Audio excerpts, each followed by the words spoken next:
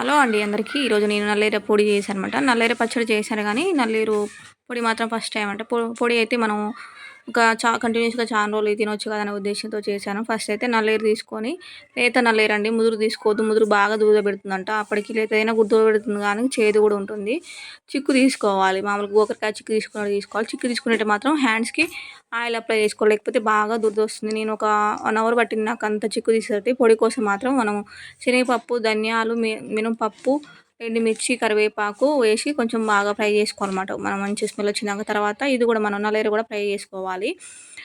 నేను అంటే నాకు తెలియదు. నేను యూట్యూబ్‌లో చూసి చేశాను ఫస్ట్ టైమ్ కాబట్టి.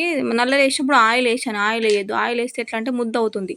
దాంతో పాటు చింతపండు కూడా ఏస్తాం కాబట్టి, చింతపండు కూడా మనం రిక్కలు తీసుకొని బాగా రోస్ట్ చేసుకోవాలి. మనం ఒట్టి పెనం మీద రోస్ట్ చేసుకుంటే అయిపోతది. నేను ముద్ద అయిందని నైట్ అంతా కొంచెం క్లాత్ ఏసి ఆరబెట్టి మళ్ళీ మార్నింగ్ మంచిగా నేను మళ్ళీ మిక్సీ పట్టాను. పౌడర్ లాగా అయిందనమాట. అయితే అవుట్‌పుట్ ఇలా ఉంది. ఇది వీడియో నచ్చితే లైక్ చేయండి. ప్లీజ్ సబ్స్క్రైబ్ చేసుకోండి. Thank you very much.